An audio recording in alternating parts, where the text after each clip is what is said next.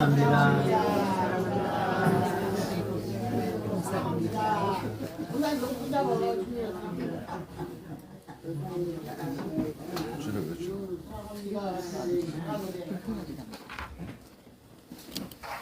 그 일본의 유명한 신학자 중에 지금은 작고하셨지만 우찌무라 간조라는 유명한 신학자가 있습니다. 우찌무라 간조의 책을 읽다가 보면서 제가 참 기억에 남는 구절이 하나가 있었는데, 그게 뭐냐면 아프지 않으면 알 수 없는 진리가 있다라는 내용이죠. 참 명언 중에 명언이죠. 여러분, 아프지 않으면 알 수 없는 진리가 있습니다. 그때로 하나님께서 우리를 많이 아프게 하시기도 하고 고통받게도 하십니다. 아플 때는 오히려 우리의 정신이 말짱해지고 더 선명해지죠. 그런데 인생의 아픔이 없고 풍랑이 물러가고, 그리고 인생의 풍랑이 몰려오고 흔들릴 때는 오히려 우리의 마음이 간절해지고 오히려 안전한 때죠. 그때가 오히려 안전해요. 정신을 차리고 때로는 울기도 하고, 그리고 간절해집니다. 하나님을 더 생각하게 되고 하나님을 더 많이 우리가 생각하게 돼요. 그런데 인생이 풍랑이 없을 때, 이제 좀 내가 안전하다 생각될 때 사실은 제일 위험한 때죠. 그때 제일 먼저 우리를 찾아오는 우리 신앙의 적이 있는데, 그 적이 무엇이냐면 실증이라는 거예요. 따라합시다. 실증. 예, 실증이라는 적이 찾아옵니다. 어떤 실증이냐면 하나님과 관련된 모든 것에 대해서 실증을 느끼기 시작을 합니다. 위험한 상태죠. 하나님에 대한 사랑이 식어지고 기도의 시간이 낭비로 느껴지게 되고, 하나님의 말씀을 듣는 시간이 형식적인 의례 절차에 빠져버리게 되는 실증, 위험한 상황이죠. 우리 인생이 편안할 때, 아니 어찌 보면은 힘든 문제는 계속 있지만 내 영적으로 편안할 때 우리는 어떻게 합니까? 이제는 영적으로 힘을 얻으려 하는 모든 상황을 이제 하나님이 아니라 세상으로 향하기 시작합니다. 세상에서 위로를 받고 싶고, 세상의 것들을 통해서 힘을 얻으려 하고, 세상 것들을 통해서 채워지려고 하는 실증의 단계로 들어가게 되는 것이죠. 굉장히 위험한 거예요. 나는 위험한지 모르는데 나는 거기서 끊임없이 그것을 추구하고 붙들려고 하는 경향이 주어지기 시작합니다. 세상이 즐거워집니다. 여러분, 아무리 깨끗한 100% 순도 고인 물이 있잖아요. 그 물을 갖다가 여러분 어디 컵에다가 담궈둬 보세요. 아주 놀라운 일이, 며칠만 지나면 그 물이 어떻게 됩니까? 예, 썩어지기 시작합니다. 물이 마실 수 없는 물이 돼요. 아무리 좋은 물, 아무리 뭐 육각수 무슨 물 하더라도 컵에다 담가놓은 고인 물은요, 그대로 두면 어떻게 됩니까? 썩어져요. 하루만 지나도 그 물은 마실 수가 없어요. 그래서 하나님께서 인생의 풍랑을 확 불어버립니다. 그럼 물이 막 섞여서 마실 수 있는 물이 되기도 정화를 시키는 거죠. 여러분, 우리의 인생에 있어서 여러분의 영적인 신앙의 고인 상태는 위험한 상황이에요. 그 순간만큼 위험한 때는 없는 거예요. 먹을 수 없어요. 영적으로 얻을 것이 없고, 영적으로 고립되어 있고, 영적으로 무너져 있는 상태가 바로 고인물의 상태예요. 근데 우리는 자주 그런 것을 경험을 하거든요. 조금만 내가 뭘 얻으면, 조금만 내가 어느 위치에 가게 되면, 내가 조금만 바빠지면 그때부터 우리는 영적인 실증에 빠지기 시작합니다. 위험한 것이죠.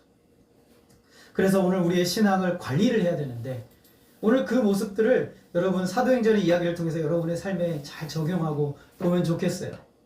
여러분, 사도 바울이 지금 우리가 사도행전 20장을 살펴보고 있는데, 19장을 살펴보고 있는데, 이게 어디쯤인지 도무지 우리가 이해가 안 갈 것 같아요. 그래서 제가 지도를 좀 여러분들 보여드리려고 합니다. 2차 전도여행을 시작을 했습니다. 한번 계속 눌러봐 주세요. 그래서 예루살렘에서 안디옥으로 갔다가 팀이 두 팀으로 나눠지게 되고, 사도 바울과 실라는 저 위로 가게 되죠. 계속 눌러보세요. 길리기아, 그리고 더베, 갈라디아 쪽으로 가서 향하면서, 잠깐만, 여기서 이 부르기아라는 곳에서 사도 바울이 사실은 어디로 가고자 했냐면, 요 제 손가락을 보세요. 요 아시아 아래쪽에 에베소라는 곳에 가고 싶었어요. 그런데 누가 허락하지 않으시죠? 성령이 허락하지 않으세요. 그래서 결국에는 드로아에서 드디어 유럽으로 넘어가게 됩니다. 마게도냐, 넘겨보세요. 배를 타고 사모드락에 네아폴리, 마게도냐의 첫 번째 성읍이 빌립보였어요. 빌립보에 여러분 루디아 기억나시죠? 간수장 기억나시죠? 예, 거기에 사건이 있었던 곳입니다. 그리고 이제 빌립보에서 어디로 가냐면 암비볼리를 통해서 그 다음에 아볼로니아, 그리고 데살로니가 몇 주 있었습니까? 3주 새 안식일 동안 말씀을 전했지만 유대인들이 회방을 놓아서 어디로 가게 됩니까? 베레아. 따라하겠습니다. 베레아.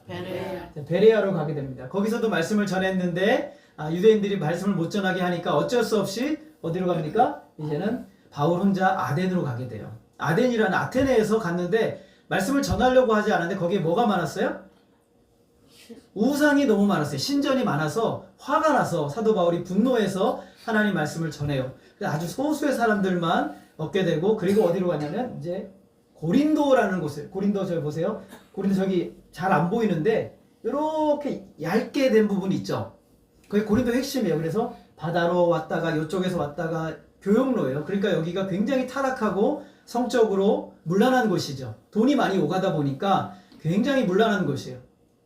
이곳에서 사도 바울이 하나님의 말씀을 전해요. 전하다가 도저히 안 되겠어 떠나려고 하니까 주님이 뭐라고 말씀하시냐면 이 성 중에 누가 많다고요? 내 백성이 많다. 그래서 1년 6개월을 유효하면서 복음을 전합니다. 이때 만났던 동역자가 브리스길라와 아굴라예요. 그리고 디모데와 실라도 여기서 합류하게 됩니다. 사도 바울은 굉장히 힘을 얻어요. 그리고 난 다음에 사도 바울이 드디어 꿈에도 그리던 소원하던 곳 어디예요? 한번 넘겨보세요. 갱그레에서 머리를 깎고 에베소로 가게 됩니다. 에베소. 자, 저를 한번 보세요. 에베소에서 이제 역시 사도 바울이 어디로 먼저 들어갈까요? 복음을 전하기 위해서 회당에 들어갑니다. 회당에 들어가서 복음을 전하는데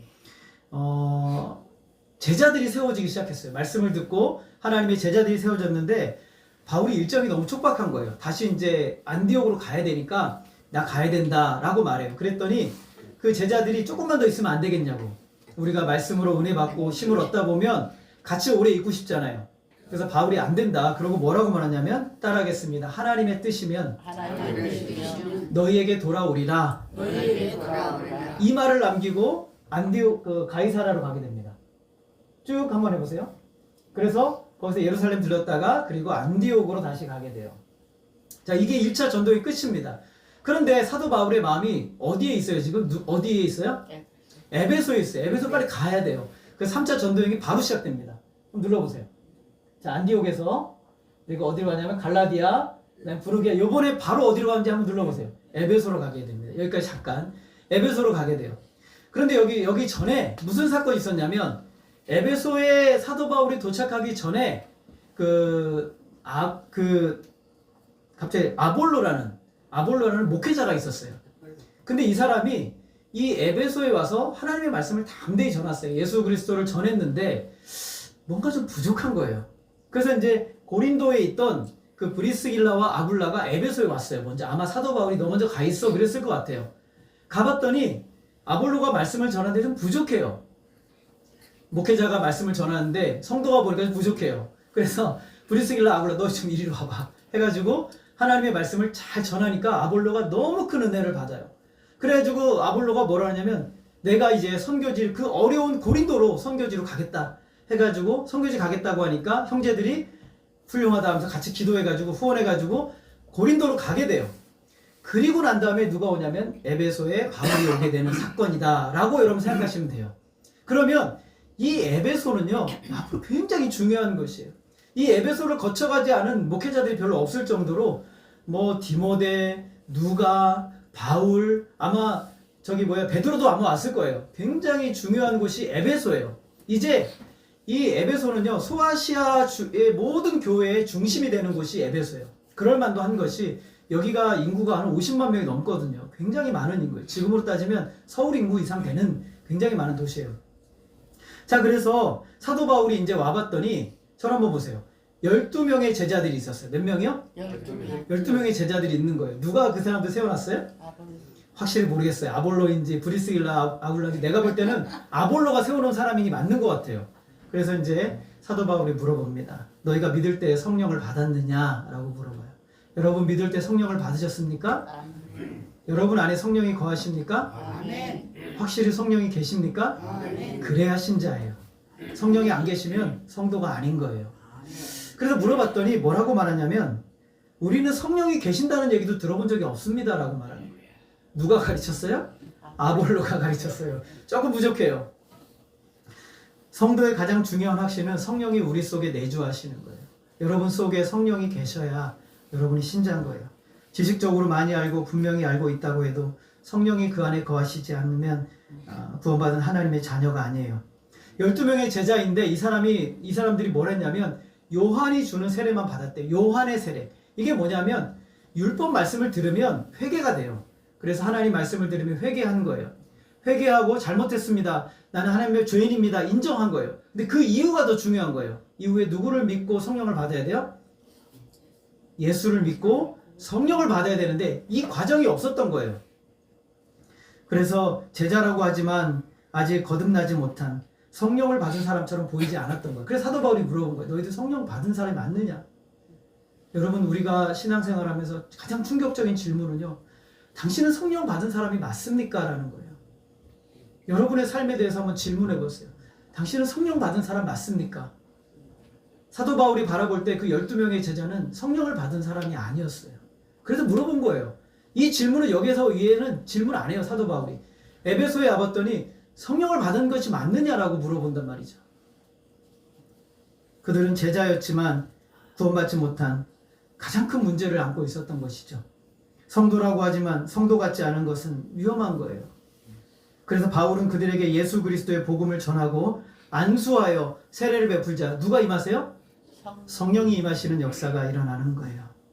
바울은 여기서 끝나지 않습니다. 이제 시작이에요. 8절 한번 있습니까? 8절 말씀 우리 한번 읽어볼까요? 시작. 바울이 회당에 들어가 석 달 동안 담대히 하나님 나라에 관하여 강론하며 권면하되. 여기서 3개월 동안 담대히 하나님 나라에 관하여 강론하며 권면했다는 것은요, 집중적으로 가르쳤다는 거예요. 사도 바울이 봤을 때 에베소의 가장 큰 문제는 지식으로 그들에게 들어갔다는 거예요.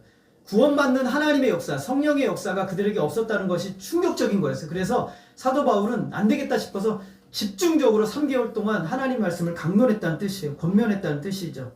하나님 나라의 복음을 전했어요. 그 정도로 마음이 완고하고 딱딱하고, 그리고 또 지식적인 상황, 그리고 자기의 상황을 하나님 나라와 전혀 연관짓지 못하는 그런 삶을 살아가고 있었던 것이죠. 그래서 그런데 이렇게 말씀을 전하니까 무슨 일이 일어나요? 반대가 일어나는 거예요. 반대가. 당연히 반대가 일어나는 거죠. 여러분, 우리가 하나님 말씀을 읽지 않고 하나님 말씀에 순종하지 않고 하나님 말씀대로 살지 않잖아요? 세상의 반대에 부딪히지 않아요. 여러분, 세상이 편해지는 거예요. 세상이 좋아요. 그냥 이렇게 즐기고 이렇게 하는 게 좋은 거예요. 그걸 전혀 문제가 생기지 않는단 말이에요. 근데 우리가 하나님 말씀을 붙들고 하나님 말씀대로 살려고 하면요, 부딪힘이 오는 거예요. 계속 부딪혀요. 영적인 부딪힘이 오는 거예요. 하면 안 되는데, 이거 해서는 안 되는데, 이거 아니지. 자꾸 내 안에 부딪힘이 와요. 안 오면 이상한 거예요, 여러분. 심각한 거예요. 난 저게 너무 좋아.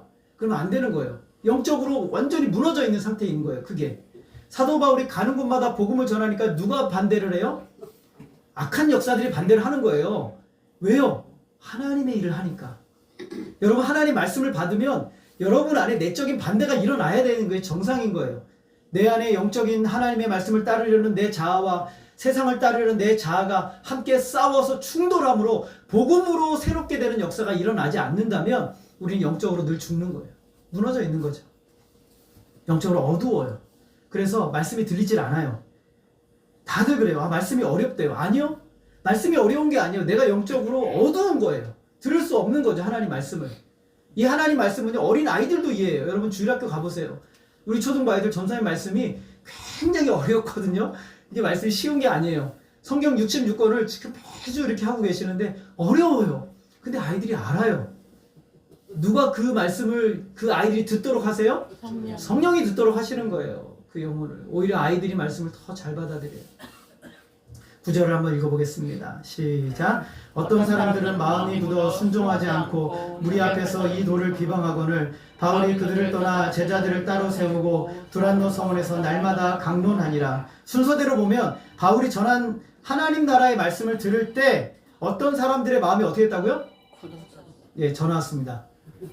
누굽니까? 예, 끊어주세요. 예, 말씀이 어떻게 됐다고요? 말씀이 어떻게 됐다고요? 마음이 굳어졌다는 게 먼저예요. 하나님 말씀을 듣는데 그 말씀을 듣는데 저를 보세요. 예, 끄세요. 예. 말씀을 듣는데 그 마음이 굳어졌대요. 자, 저를 보세요. 이거예요.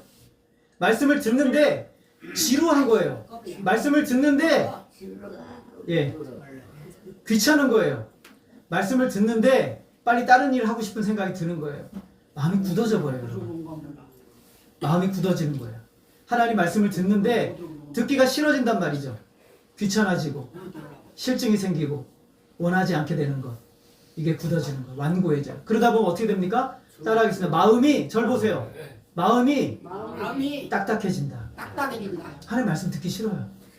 여러분 일주일이 가도 절 보세요. 말씀하지 마시고 일주일이 가도 하나님 말씀 더듬떠보지 않는다면 여러분 마음은 굳어진 거예요. 하나님 말씀이 들리지 않는다면 마음이 굳어진 거예요. 심각한 상황이죠. 마음이 굳어지니까 어떻게 돼요? 진리를 받으지 않으니까 완고한 마음의 상태니까 어떻게 됐습니까? 따라하겠습니다. 순종하지 않았다. 뭐 하지 않았다고요? 말씀이 마음이 굳어지니까 순종하지 않는 거예요. 그리고 어떻게 했습니까? 따라하겠습니다. 이 도를 비방했다. 하나님 말씀은 말씀이지 나는 내 삶이야 라고 비방하기 시작한 거예요. 그건 나랑 상관없어 이렇게 해서 비방하는 거예요. 여러분 왜 하나님 말씀 거부해요? 마음이 굳어졌어요. 순종하지 않아요. 그러니까 비방하는 거예요. 하나님 말씀을. 하나님 말씀 싫어. 나 그렇게 안 살 거예요. 그게 바로 마음이 완고한 거예요. 하나님 말씀하시는데 완고해지는 거예요. 하나님 그렇지만 사도 바울 어떻게 합니까? 하나님 나라의 말씀을 어떻게 했어요? 거침없이 계속 전했어요. 그래도 계속 전해야 되는 거예요. 여러분 심령에다 하나님 말씀을 계속 전해야 돼요. 들어야 되는 거예요. 하나님 말씀을 믿음은 들으면서 나는 거예요. 여러분 아시겠어요? 하나님 말씀을 들으면서 믿음이 나는 거예요. 바울은 더 이상 회당에서 하나님 나라의 말씀을 전할 수가 없어서 세워진 제자들을 데리고 집중 양육하라고 어디로 가냐면 두란노소원을 찾게 돼요. 여러분 두란노소원 따라하겠습니다. 두란노소원 들어보셨죠? 네. 두란노소원 들어보셨죠? 이게 뭐냐면 학교 같은 거예요. 근데 이 당시에는 낮에는 아침에는 시원하고 낮에는 더워요. 그러니까 대부분 수업은 언제 있을까요? 낮에 있죠. 낮에. 오후에는 너무 더워서 못해요. 그러니까 낮에 오전에 수업을 다 하는 거예요. 자, 여러분 근데 바울이 무슨 일을 했어요? 텐트를 만들었단 말이죠.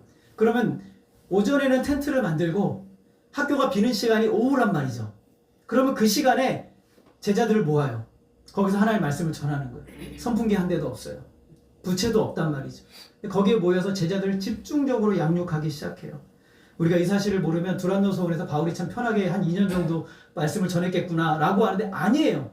굉장히 열악한 상황에서 2년 동안 말씀을 집중적으로 가르친단 말이죠. 자, 그랬더니 10절 우리 같이 한번 읽겠습니다. 시작. 주의 동안 이같이 하니 아시아에 사는 자는 유대인이나 헬라인이나 다 주의 말씀을 여러분 아시아가요. 아까 지도 봤지만 굉장히 넓거든요. 근데 사람들이 다 어디로 몰려들기 시작했어요? 에베소에 있는 어디? 두란노서를 찾게 되는 거예요. 하나님의 말씀이 들려지는 곳으로 이 하나님이 이끄시는 사람들이 막 몰려오기 시작을 하는 거예요. 하나님 말씀을 듣고자 했던 것이죠. 유대인, 이방인 할 것 없이 열악한 상황으로 찾아왔어요. 여러분 환경이 좋다고 해서 말씀이 들리는 게 아니에요. 환경이 나빠도 하나님의 말씀을 들으려고 하면 성령께서 여러분을 붙드시고 굉장한 역사를 이루세요. 제가 청년시절 CCC에 있을 때 CCC가 겨울철에 정말 꼭 눈 올 때 수련회를 해요. 1월 1일 날 김중건 목사님 모셔가지고 수련하는데 그 열악한 환경에서 한 3박 4일 동안 씻지도 못하고 제대로 이렇게 얼굴은 초췌하고 막 이런데 꼭 그 오후에 되면 눈밭에 나가서 기도하라고 무릎 꿇고 죽을 맛이에요 진짜 막. 그런데 얼마나 은혜가 쏟아지는지 말로 표현할 수가 없어요. 말로 표현할 수가 없어요. 그 젊은 21살, 22살 여러분 지금 21살, 22살 여기 어디 있어요? 우리 혜인이가 22살, 23, 25 뭐 이런데 그 21살, 22살 애들 대학교 1, 2학년, 3학년 애들 거기다가 모여놓고 CCC 애들이 한 몇천 명이 모였어요. 거기서 막 눈밭에서 주여 하면서 기도하는데 하나도 춥지 않아요. 영적인 은혜가 쏟아지니까 이기는 거예요. 영적인 힘이 쏟아지니까 이기는 거예요. 환경을. 여러분 환경이 어렵다고 말하지 마세요. 여러분 영적으로 무기력한 거예요. 무능한 거예요. 우리가 하나님의 은혜를 누리면요. 영적인 세상을 뚫고 지나가 버려요. 파도를 뚫어요. 사막을 뚫는 거예요. 그건 하나님이 하시는 거죠. 믿음으로 나아가야 되는 거예요. 아멘. 그러니까 유대인, 이방인 할 것 없이 열악한 환경으로 찾아와요. 좋은 환경이 얼마나 많이 있었겠어요. 근데 여기 와서 말씀을 드리려고 하는 거예요. 하나님이 하시는 거죠. 이 에베소는 요한계시록에 나오는 소아시아 7교회의 거점이 되는, 탄생을 하게 되는 좋은 교회죠. 수세기 동안 교회를 이끌어가요. 나중에 그 40년 후에 플린이라는 유명한 사람이 트레안 황제에게 편지를 하나 썼는데 그 편지에 이렇게 기록을 하고 있어요. 기독교에 대해서 이 미신의 열풍은 도시에서뿐만 아니라 시골과 마을까지 휩쓸고 있습니다. 큰일 났습니다. 라고 편지를 보냈어요. 하나님의 말씀 사역과 더불어 큰 역사를 하나님이 이제 에베소에 일으키십니다. 11절 우리 같이 한번 읽어보겠습니다. 시작. 하나님이 바울의 손으로 놀라운 능력을 행하게 하시니. 하나님이 무엇을 행하게 하셨어요? 놀라운 능력을 행하게 하셨다라고. 누구의 손으로요? 바울의 손으로. 하나님의 말씀을 전하는 사람들의 손을 통해서 하나님의 역사를 이루세요. 하나님의 말씀 붙들고 있는 사람을 통해서 하나님 일하시는 거예요. 믿으십니까? 여러분 하나님 말씀 붙들고 있어야 돼요. 성령의 역사는요 말씀의 역사예요. 하나님의 말씀을 붙들고 사는 사람에게 성령이 더 강하게 역사하시는 거예요. 이기게 하시고 능력을 보이시는 거예요. 왜냐하면 하나님이 그걸 기뻐하시거든요. 주의 말씀 붙들고 있는 사람은 하나님 가장 기뻐하세요. 얼마나 능력이 컸는지 12절 한번 읽어보겠습니다. 시작. 진짜 사람들이 바울의 몸에서. 자, 고개도 여기를 보세요. 말씀을 보세요. 우리 청년들도 말씀을 보세요. 핸드폰 내려놓고. 자, 말씀을 보세요. 심지어 사람들이 바울의 몸에서 뭘 가지고 해요? 손수건이나 앞치마를 가져다가 어떤 사람에게 얹어요? 병든 사람에게 얹으니까 뭐가 떠나가요? 병이 떠나가고 악귀도 떠나가는 역사가 일어났단 말이죠. 역사가 얼마나 강력했는지 사도 바울이 가지고 있는 모든 것이 하나님의 치유의 도구로 사용해버리세요. 성령의 역사가 얼마나 강했는지. 바울의 물건 자체의 능력이 아니라 하나님의 역사예요. 성령의 역사죠. 그러자 13절에 어떤 사람이 나오냐면 마술을 하는 사람이 나오는데 이 사람이 마술을 한다는 단어의 원래 원문의 의미가 무엇이냐면 밖으로 나가도록 명령하는 자예요. 그러니까 축귀 사역을 하는 사람이에요. 축귀 사역. 귀신 쫓아내고 이런 일을 하는 사람인데 이 사람이 보니까 자기가 그 귀신의 힘을 의지해서 나가는 것보다 누가 더 강한 거예요? 누구의 이름이 더 강해요? 예수님의 이름이 더 강한 거예요. 그러니까 이 사람이 시험 삼아 주 예수의 이름을 명하노니 귀신아 나가라 안 하고 말하니까 어떻게 했어요? 마술을 막 시험 삼아 해보는 거예요. 그리고 제사장의 아들이었던 스기와의 7 아들이라는 사람들이 있어요. 근데 이 사람들이 자기도 한번 해보니까 역사가 일어나요? 안 일어나요? 역사는 일어나는데 희한한 역사가 일어나는 거예요. 15절 우리 같이 한번 읽어보겠습니다. 시작. 악기가 대답하여 이르되 내가 예수도 알고 바울도 알거니와 너희는 누구냐 하며. 우리가 하나님의 말씀, 하나님의 자녀로서 구원받은 하나님의 자녀이고 성령이 그 안에 거하시면 하나님이 그를 통해서 일하시거든요. 그런데 그런 역사가 내 안에 일어나지 않는, 없는 사람은 아무리 형식적으로 예수님의 이름을 불러도 아무 의미가 없는 거예요. 아무 능력이 없는 거예요. 예수님의 이름이 그에게는 아무 능력이 아닌 거예요. 여러분의 인생에 문제가 생기고 고난이 왔을 때 예수님의 이름으로 하나님 열어주십시오. 뚫어주십시오. 라고 외치는데 여러분이 예수님과 상관없이 산다면 아무 능력이 없는 거예요. 아무 역사를 볼 수가 없는 거죠. 뭐라고 말합니까? 악기가? 내가 예수도 알고 바울도 아는데 넌 누구냐? 라고 말하는 거죠. 귀신도 귀신같이 알아요. 하나님은 분명하게 아시겠죠. 악기들이 뛰어올라 눌러 이기게 돼요. 세계와의 아들들이 심하여 벗은 몸으로 그 집에서 도망하게 돼요. 예수 그리스도를 믿는 진정한 믿음이 없이 미신적으로 예수님의 이름만을 의지하는 신앙 가짜예요. 가짜. 여러분 삶에서 주님과 함께하지 않으면서 주여 나에게 능력 주세요. 아니요. 그런 능력은 없어요. 그런 건 없어요. 예수님과 함께하지 않으면서 뭔가를 열어달라고 아니요. 그런 건 없어요. 여러분 부모한테 자식이 와서 아빠 용돈 좀 얘기를 했어요. 근데 부모가 집에 들어와도 인사도 안 하고 얼굴도 쳐다도 안 보고 일주일 내내 그냥 하숙집생처럼 살다가 올다가 어느 날 돈 필요해가지고 아빠 용돈 좀 주세요. 그러면 줄 수는 있겠죠. 그런데 어떻습니까? 이 괘씸한 얘기를 하는 거예요. 우리 김민재 집사님이 그 동창 모임을 하는데 재밌는 한 50명, 40~50명 모인대요. 근데 안 오던 사람이 올 때가 있대요. 언제 온대요? 돈 필요해. 예? 언제 와요? 결혼식. 결혼식 때. 자기 자식 결혼 여율 때 온대요. 그러면 다 안 되잖아요. 근데 속으로는 생각해요. 그래 내가 가기는 가지. 근데 속으로는 뭐라고 생각합니까? 괘씸한 놈. 이렇게 얘기를 하는 거예요. 하나님과 아무 관계도 없이 살면서 하나님 어려울 때만 도와주세요라고 기도하는 거는 하나님 만홀히 여기는 거예요. 하나님 다 아세요. 여러분이 하나님과 깊은 관계 가운데 있으면 하나님이 여러분을 통해서 길을 열으시고 역사를 이루시는 거예요. 예수 그리스도의 이름에 믿음에 근거하지 않는 역사는 결국 무너질 수밖에 없어요. 악한 역사는 무너지지만 성령의 역사는 더욱 큰 일을 이루어요. 17절 우리 같이 한번 읽겠습니다. 시작. 에베소에 사는 유대인과 헬라인들이 다 이 일을 알고 두려워하며 주 예수의 이름을 높이고. 에베소에 사는 유대인과 헬라인들이요, 이 얘기는 못 들어봤어요. 지금까지 전도 여행에서 유대인이든 헬라인이든 다 이 일을 알고 두려웠다, 이 말은 처음 들어봤어요. 지금 에베소에서 일어난 놀라운 부흥의 역사예요. 두려워하며라는 단어는 더 정확한 표현이 뭐냐면요, 위에서부터 두려움이 떨어졌다는 거예요. 여러분, 갑자기 위에서 뭐 떨어지면 무섭죠? 길 가다가 여러분 돌이 하나가 쿵 떨어졌다고 생각해 보세요. 얼마나 무서워요. 중국에서 요번에 재밌는 이야기 했는데, 아파트에 사는데 이 사람들이 얼마나 게을러 터졌는지 짐을 아래로 갖고 오는 게 너무 귀찮은 거예요. 그래서 어떻게 해요? 위에서 던져버려요. 그래서 몇 사람 돌아가셨어요. 얼마나 귀찮은 무서운 일이에요. 그러니까는 아파트 같은 거 다닐 때, 여러분 중국 여행 가면 아파트 같은 거 다닐 때는 반드시 그 높은 데 다니지 마세요. 그 아래로. 중국 사람들이 뭐 또 던질지 몰라. 근데 그 던질 때는 예고하고 던집니까? 예고 안 하죠? 그냥 던져버리는 거예요. 근데 지금 에베소에 어떤 일이 왔어요? 하나님이 전혀 예고도 없이 두려움이 이 에베소 전체를 잠식한 거예요. 누구의 두려움이에요? 누구의 두려움이에요? 하나님에 대한 두려움이 임한 거예요. 진짜 하나님 부흥의 역사예요. 하나님이 하시는 역사예요. 여러분, 하나님을 우리는 두려워하지 않죠. 우리 하나님 너무 쉽게 생각하죠. 하나님은 두려워해야 될 만한 영광스러운 분이세요. 진정한 하나님의 역사를 보고 진정 하나님의 임재를 경험한 사람은 예외 없이 우리 마음속에 하나님에 대한 경외감이 일어나기 시작해요. 제가 참 좋아하는 책 중에 하나가 존 파이퍼 목사님이 쓴 책 중에 여호와를 기뻐하라는 책이 있어요. 근데 그 책 중에 제가 제일 좋아하는 문구가 하나가 있어요. 하나님은 어떤 하나님이냐? 따라하겠습니다. 숨이 멎을 정도로 아름다운 분이다. 여러분 한번 요 근래 이런 경험 해보신 적 있었어요? 숨이 멎을 정도로 좋다. 너무 좋다. 그런 경험 해보신 적 있으세요? 있으세요? 요즘 다 냉랭하죠?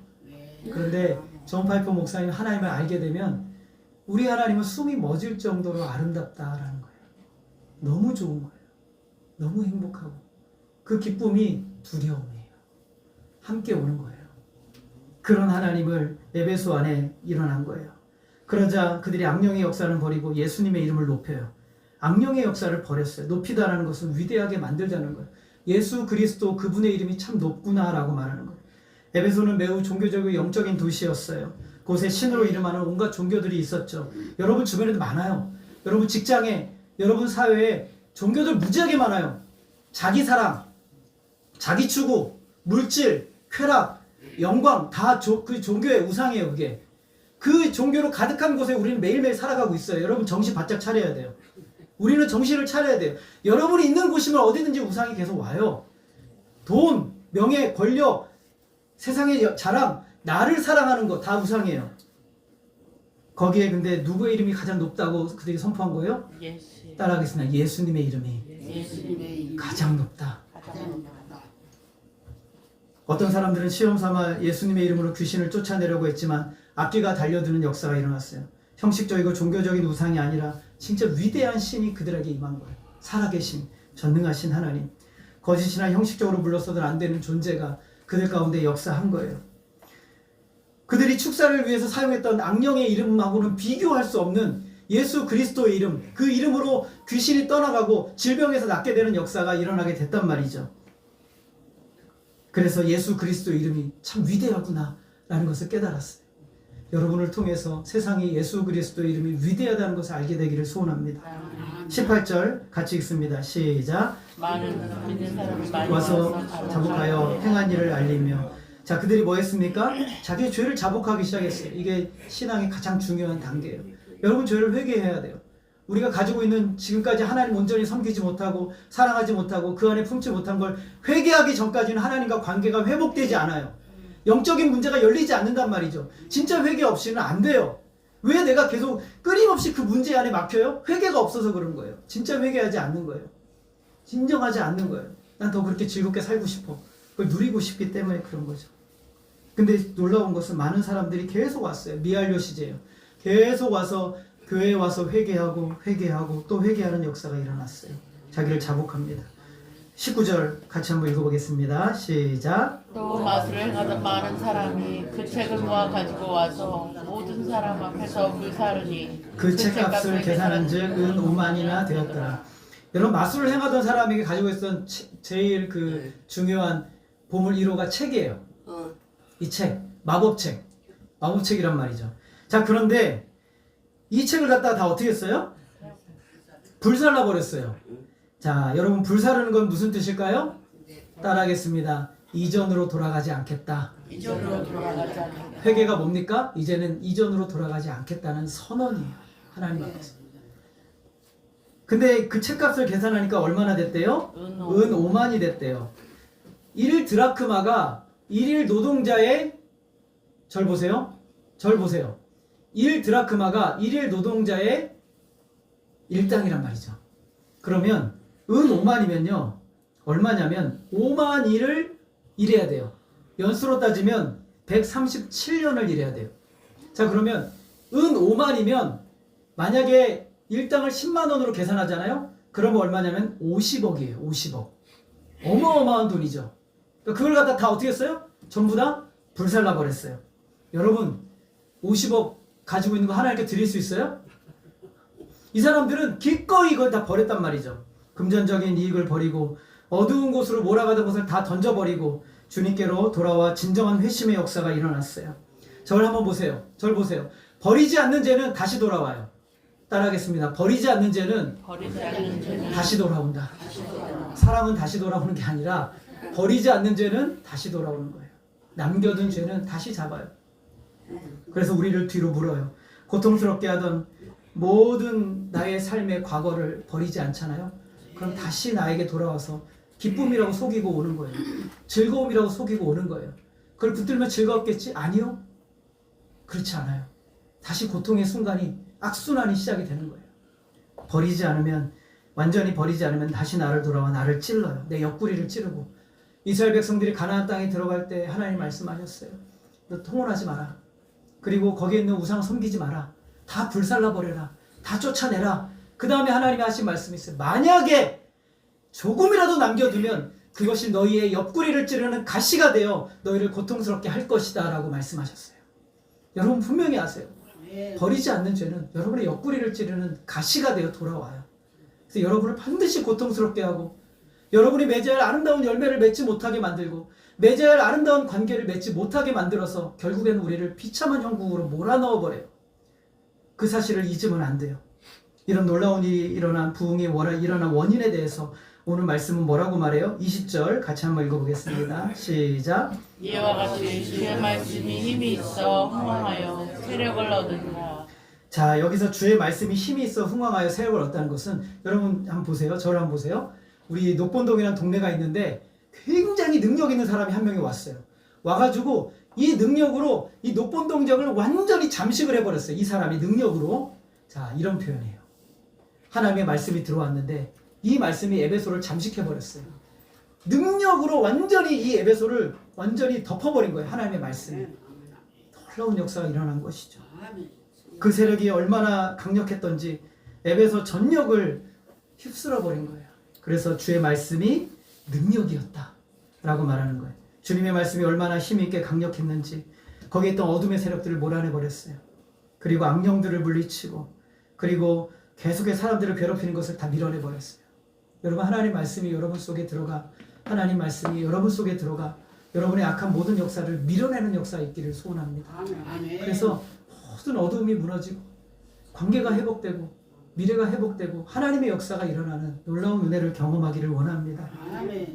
신비로운 역사 때문이 아니라 2년 동안 사도 바울이 그 열악한 환경에서도 하나님의 말씀을 집중해서 전하고 가르침으로 에베소 안에 놀라운 부흥의 역사가 일어나 여기가 바로 초대교회 선교의 거점이 되는 은혜의 역사가 일어난 것이죠.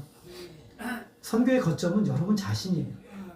여러분 자신이 말씀에 지배받고 성령의 능력의 지배를 받으면 거기가 바로 선교의 거점인 거예요.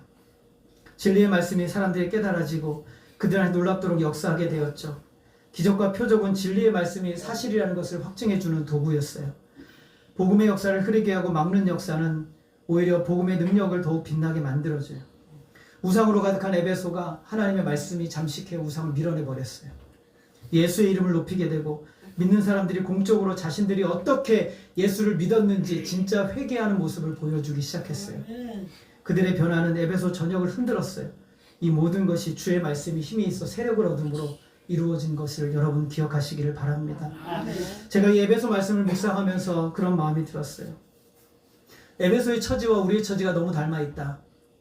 12명의 제자를 사도 바울이 만났을 때 그들은 성령을 받은 거듭난 자녀 같지 못했다. 이것이 사도 바울의 평가였어요. 여러분, 다시 바울이 오늘 예수의 안기교회에 와서 우리를 보면서 성령을 받지 못한 자들이구나 라는 평가가 이루어진다면 얼마나 비참하고 비극적인 역사이겠어요. 오늘 저와 여러분의 현실을 다시금 하나님께 비춰보세요. 나는 명목적으로 교회만 다니는 사람은 아닌가. 일주일에 하나님의 그림자도 찾지 못하고 하나님과 함께한 교통의 시간도 찾지 못하고 하나님의 자녀라는 성령이 나를 인도하신다는 분명한 확신의 증거도 없이 나는 한 주를 살아가고 있질 않았는가. 복음을 전하기 너무 어려운 상황이에요. 왜? 복음을 전하는데 가장 큰 방해 요소는 자기 사랑이거든요. 내 사랑. 내 사랑에 빠져버리면 하나님의 말씀이 내 속에 들어오질 않아요. 가장 어두운 우상의 모습이죠. 그러나 우리가 지금도 해야 될 가장 중요한 일이 있어요. 불순종과 비방과 거역과 방해의 순간에서도 사도 바울이 끊임없이 했던 것, 하나님의 말씀을 거침없이 담대하게 전한 거예요. 여러분 자신에게 하나님 말씀을 매일매일 전하세요. 하나님 말씀을 들으세요. 하나님 말씀 안에 거하세요. 그래야 이길 수 있는 거예요. 성령이 여러분을 지배하고 컨트롤하고 다스릴 수 있도록 하기 위해서 말씀에 순종하고 그 말씀에 따라가는 역사가 일어나야 돼요. 그러지 않는다면 이 악한 세상에서 이 우상이 가득한 에베소와 같은 이 성에서 이길 수가 없는 거예요. 여러분 자신을 건져낼 수가 없는 거예요. 문제를 돌파하고 환경을 돌파하는 힘은 하나님 말씀, 성령의 능력 안에 있는 거예요. 여러분 오늘도 우리를 여기에 부르신 하나님이 오늘 저와 여러분에게 말씀하시는 거예요. 무엇으로 말씀하세요? 하나님의 말씀으로 말씀하시는 거예요. 사람을 바꾸시는 하나님의 방법으로. 오늘 우리가 기도하면서 우리 모든 성도들이 하나님의 말씀에 붙들려 성령이 여러분을 이끄시는 귀한 은혜의 현장이 되기를. 그래서 수많은 사람들이 이 교회에 와서 그리고 여러분 자신에게 와서 하나님의 말씀에 복음의 말씀을 들을 수 있는 귀한 하나님의 선교의 거점이 되시는 우리 예수의 향기교회 저와 여러분 되기를 주님의 이름으로 소원합니다. 기도하겠습니다. 하나님, 무너진 영적의 삶의 현장에서 하나님 우리가 무엇을 바라보며 어디로 가야 하겠습니까? 하나님 말씀이 들려지지 않고 하나님 말씀을 사모하지도 않고 하나님에 대한 사랑도 식어지고 이제는 정말 복음의 감격도 없어진 우리의 현실, 껍데기만 남은 것 같은 우리의 답답한 현실 가운데 다시 하나님 앞에 나아가 주를 찾습니다. 주여, 주의 말씀으로 우리를 충만하게 채워주시고 성령이 우리를 이끄시며 지도하시는 놀라운 역사를 경험하게 하여 주옵소서. 우리의 삶의 현장에서 우상이 떠나가고 더럽고 추악한 것들이 무너지는 귀한 역사들이 일어나게 하여 주옵소서. 그래서 돌이켜서 하나님의 거룩한 도구로서 온전히 드려질 수 있는 귀한 모든 성도들이 되게 하여 주옵소서.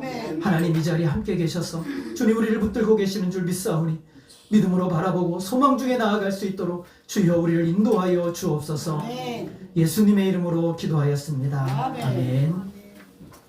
453장입니다.